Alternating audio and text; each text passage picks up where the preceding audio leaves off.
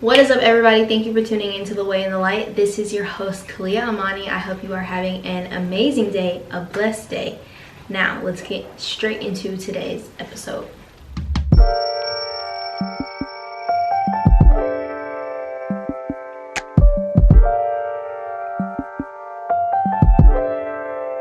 Okay, guys, so in today's episode, I'm actually going to be doing or talking about something that I actually spoke about at a FCA at a high school that I recently just spoke at.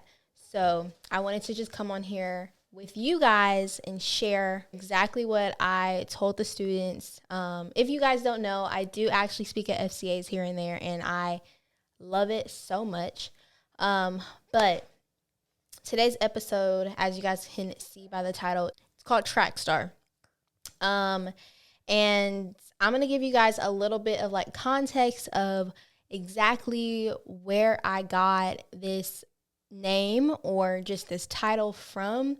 So Track Star, I was actually at the park a couple of weeks ago. I had went to the park to go running, and then I had brought my picnic blanket to sit on the field to just to do my Bible study and spend my quiet time with the Lord, because the weather was nice, y'all. If you live in Georgia, you know that the weather is bipolar, okay?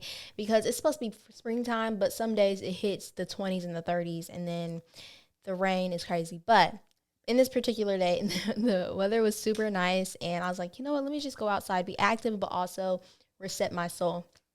So I was at the park, and then when I was sitting down and doing my Bible study, I looked up and I witnessed this mom and her son. They just came over from the playground, and he was asking her, can I go run on the track? And she said, yes, of course.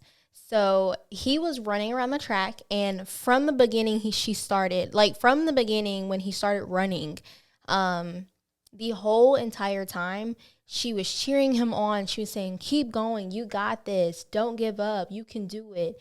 And then towards the end, when he was about to reach where he started, his mom told him, she said, run straight into my arms. And he ran straight into her arms, and she hugged him. She kissed him on the forehead and said, I love you, Track Star. And me to be able to like witness this literally all happen this day, I mean, I was amazed. I was excited.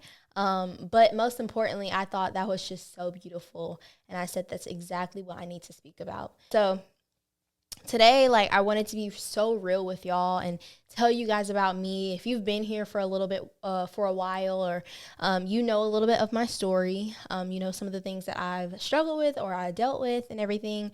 And if you're new here, welcome. My name is Kalia Amani, and I just wanted to kind of go in depth of some of my biggest part of my testimony.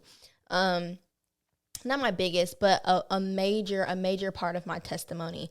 I've dealt with depression for some years, and it all started when I was in middle school.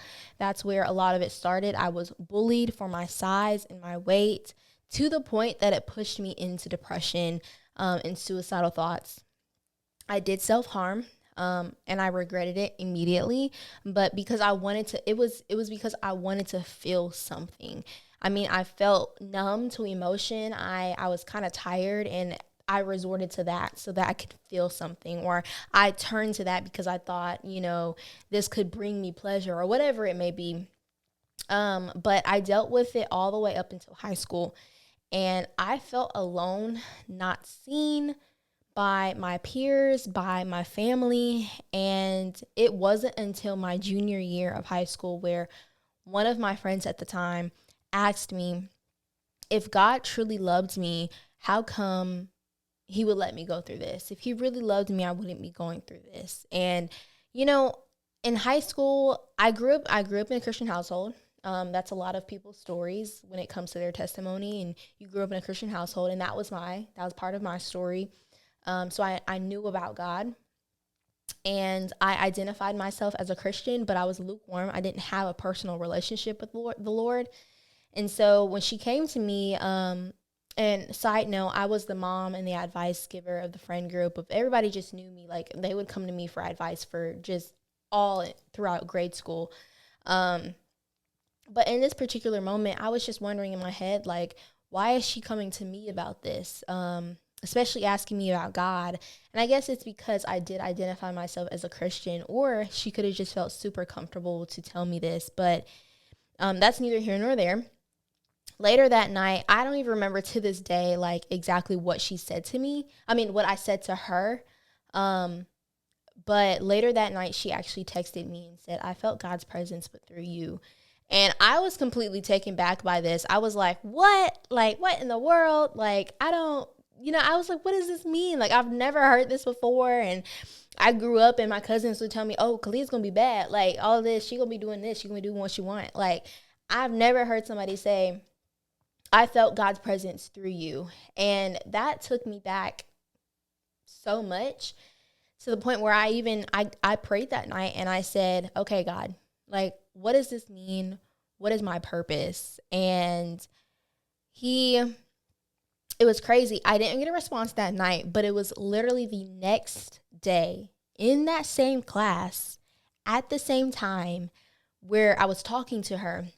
And I got a message, a notification on my phone, and it said, you are about to become the woman that God has created you to be. And I was like, what? Like, I literally remember me texting my mom, like, a full-blown paragraph of everything that happened. And I was like, oh my gosh. But I was so excited that that was a confirmation for me, because for a while and so many times I was angry at God. I resented him because I was like, why am I going through what I'm going through? Why am I suicidal? Why am I hating myself? And for a long time, I was angry with God. And I thought that God used me and was treating me as a charity case that no one truly acknowledged. And that's what it felt like when it came to me and God. And a lot of the things didn't make sense to me. And so I prayed that night. And then when I got that message on my phone the next day, it blew me away. And it was amazing to just experience that, because I wasn't expecting that to happen. I just kind of prayed and just left it alone. But that wasn't the moment. That wasn't the turning moment for me when it was me giving my life to Christ. That was not the breaking moment. That was just one of the exciting moments that to this day and for the rest of my life I'll be able to share with anybody. But it was a couple of more days, and I think I was crying so hard. I was bawling my eyes out in my room. And I remember just getting down on my knees and saying, Lord, I don't know what else to do. I've tried everything. I've tried finding happiness in relationships and friendships and doing things of this world, and nothing is really satisfying me. Nothing is bringing me to joy. And I was like, God, I've tried everything and nothing lasts. And I was like, God, I don't know how to do it. I don't know how to trust you, but God, I give you a chance. And from that moment, that's when my life started to really shift, was when I invited God into my heart. Lord, come into my heart. And that's when my life really started to take a shift, take a turn, and started to change for the better. I wanted to go to the Air Force, actually. I wanted to become a midwife. I wanted to deliver babies because I have a nurturing spirit, and I love babies and kids and everything. So I wanted to go into the medical field and become a midwife. But my junior year of high school was when it was brought to my knowledge where God really, truly needed me. Like I told you guys, I was always the mom, the advice giver of the friend groups. And actually growing up, I was so embarrassed of my voice. Like, I hated it. I felt like my whole life, like, I sounded like a little kid. It didn't matter like how old I got or what age I was. I literally felt like I always sounded like a little kid. And I did not like that, because in my mind, people didn't take me seriously. My family didn't take me seriously. Like, friends and peers, they didn't take me seriously. And I thought it was because of my voice. And so I started to become so embarrassed and insecure about my voice. And so But I didn't know that's exactly what God wanted to use, was my voice. He wanted to use my voice to help motivate and encourage others with their journey with Christ. And literally, as you guys can tell, like I have a podcast, like, where I do nothing but just talk, and I, like, to this day, I would have never imagined, like, if you would have told high school or middle school Kalia, like, you would be having a podcast, she'd be like, what? Like, no, for real. Like, I don't know, I was always insecure about my voice, but here I am, literally an influencer, have a podcast, I'm speaking, and God is using my voice to encourage and motivate others, and it's so exciting. But this walk has not been perfect, and one thing that I've told you guys, if you've been on my podcast, if you've been a listener, that I like to be transparent and authentic when it comes to motivating and encouraging, and that's exactly why God has brought me through what I've been through, because I am able to come and help ministries and speak and all of this because I've experienced it. So I'm not going to ever get on any platform and like portray an image that like that's fake. Like, my faith isn't fake. And so like I want you guys to know that this isn't my walk in this journey hasn't been perfect, and it still is not perfect to this day. There are still things that God is molding me and mending me and breaking me and teaching me and helping me understand. So this isn't that at all. But through this whole process, God has never left my side, and he was always letting me know that I was his track star, encouraging me on the way. And there was so many areas where God had showed up in those suicidal moments, where he's shown up in conversations. Like, he has never left, and I can look back now on my story and just say, God was in it. God is so strategic, and he was in it every step of the way. And he's never left me. He's never moved. He never shifted. He was just encouraging me, pushing me, like convicting me. I was being convicted when I didn't even know what conviction was. And that's exactly what God was doing, because it brought me to this moment today, being a woman of God, being a woman of faith, and leaning on him and growing my faith and having crazy faith and having a true and authentic relationship with God, with Jesus Christ. And I'm not sure exactly what your story is or what you may be dealing with in this season of your life. There is probably someone listening on this podcast, or you may know someone in your circle or your family that is dealing with depression, anxiety, or some form of mental health issue, and you're wondering, or they're wondering, how in the world am I going to get through this? And I've been there. I've been through the numbness. I've been through the moments in life where I was literally questioning, how am I going to crawl my way out of this hole? Like, it seems like a never-ending tunnel of depression and sadness and anger and hurt and unforgiveness and turmoil, and so many points in my life where I thought that I would never make it.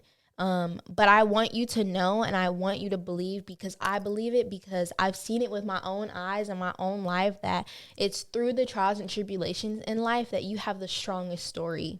Like, if I did not go through everything that I went through and still going through what I'm going through, I wouldn't have a testimony, because there's no test without a testimony. And it's so beautiful to just finally get to a place to where you can look back and be like, I got through that. I did this. I made it. It's never going to get easy. Being a Christian, being a follower, being a believer of Jesus Christ, he never promised that it was going to be easy. He never promised that it was going to be peaches and cream when you decide to dedicate your life to him. And that's not it at all. But when you have a true and foundation and a relationship with Jesus Christ, you understand that joy is everlasting and happiness is temporary. And so a lot of the time, because for me personally, thank you, Holy Spirit, I relied so much on happiness. If you go back to something I said in the beginning, I said to God, I said, nothing is making me happy. The friendships, the relationships, the things of this world, it's not making me happy. And that's exactly what it is. Happiness is temporary and joy is everlasting. Joy is eternal, and nothing and no one can take joy and steal that from you, because it's a gift from God. And it's exactly what Scripture says. Nothing and no one can separate you from the love of God, and that's exactly what it is. So when you get an authentic and transparent relationship with Jesus Christ, even though you are going to go through the fires and the trials and tribulations, you still have access and opportunity. He offers you peace and joy in the midst of it. And so depression, anxiety, mental health, you may have it, but it doesn't have you. And that's one of the things that I had to personally start reflecting on and saying over myself. I may be depressed, but depression doesn't have me. And I know that the God that we serve, is a God that moves mountains, and he's not limited, and he can shift the whole world with a snap of his finger. And I know that that's the one that I'm serving. And so I know that I'm going to be okay because I know where my strengths come from. And I'm so glad that I didn't give up. I'm so glad that God continued to have patience with me, and still to this day has patience for me, because this journey is a rocky one. But I made it out on the other side, and I went from being so angry with God and hating him and disliking him to now being a devoted follower of Christ. And it has definitely, you can see that, y'all, if I show y'all that transformation is real. Okay. Luke 15:4-5 reads, if a man has 100 sheep and one of them gets lost, what will he do? Won't he leave the 99 others in the wilderness and go search for the one that is lost until he finds it? And when he has found it, he will joyfully carry it on his shoulders.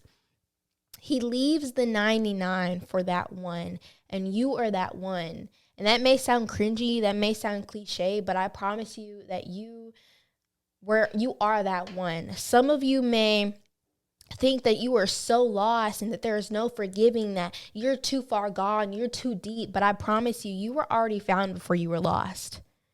You were already found before you were lost. God collected every tear. He molded you in your mother's womb. He knew your name before anybody else could even utter your name, the sound of your name. He knew you, and you were found, you were chosen before you even knew it. And so he leaves the 99 for one. And I promise you, it doesn't matter how far you go, or the sins that you've committed, or the past that you have, or the addiction that you have, or the generational curses in your family that is going on. God is so good, and he is so strategic in his plan, and he will leave every time to go find you. But a lot of the times, even when he leaves to go find us, we won't even pick up the phone, or we'll continue to just shut the door on his face. But God is like still there every single day. Like, I just want you to love me. I love you. Like, come to me, cling to me. I want you to have a deep desire relationship with me. And so when I was numb to emotion and wanted to end it all, God showed up in so many different ways, whether it was through a quick vision, or even someone reaching out to me like randomly saying, it's going to be okay. Psalms 56:3 reads, when I am afraid, I put my trust in you. 2 Corinthians 12 reads, for the sake of Christ, then I am content with weaknesses, insults, hardships, persecutions, calamities. For when I am weak, then I am strong. John 15:11 reads, these things I have spoken to you, that my joy may be in you, and that your joy may be full. I don't know who this message is directly for, or even if you're experiencing this, or if you know someone, but I just want to encourage you, don't give up. Let your life be a ministry. For the people that you know that is in your circle that's dealing with it, let your life be a ministry. Let your light shine in these people's lives. And there is always another answer and a way out, and that is Jesus. Suicide is not the answer, and don't allow the enemy to trick you into believing that suicide is your way out. Suicide is the one that's going to stop the pain. Suicide is it's none of that. And so don't even allow the enemy to even put that in your mind to trick you to believe that that is the way out. It's not a quick fix. It's not a way to end the pain, because this flesh is just a bag of bones. Our soul lives on. And so you may think that you've ended the pain, but you didn't. And if any of you are dealing with suicide, please contact suicide help or a number. Call them, or call someone that's in your family, or a friend that you know that you can rely on, and just go to them and ask for prayer. Ask for help, ask them to just come by, because it's not a way out. And I'm so glad that I didn't even do that, or I didn't even try. That wasn't my resort, because I live to this day, and I've accomplished so much, and I've done so much, and I've seen so much. And just ask God to just reveal himself to you, and that he's here for you, and that he's a shoulder to cry on. And I promise you that he will, because he showed up in so many ways for me. And I'm just so grateful that I get to serve such a living God, a good God, to know that he's here for me, and he's a shoulder to cry on, and he's never changing. He's never leaving. He's staying the same. He's the same yesterday, today, and for the future. But yeah, so that is what I wanted to share with you guys. I'm so thankful that you guys stayed and listened, and if this helped you, I'm so happy. And if you need someone to reach out to, please, my DMs are open. I also have my website as well linked, where you can put in prayer requests, and I will receive it to my email, and I'm able to respond back to you. And if you need someone to pray over you, or just you need someone to vent to, please don't hesitate to go on my social media or my website and put that prayer request in, so that I can then try to help you, or just pray for you, plant that seed into you. But yeah, thank you guys so much for listening to The Way and the Light, tuning into The Way and the Light. I hope you guys enjoyed. I hope y'all have an amazing and blessed day. It's your girl, Kaliamani.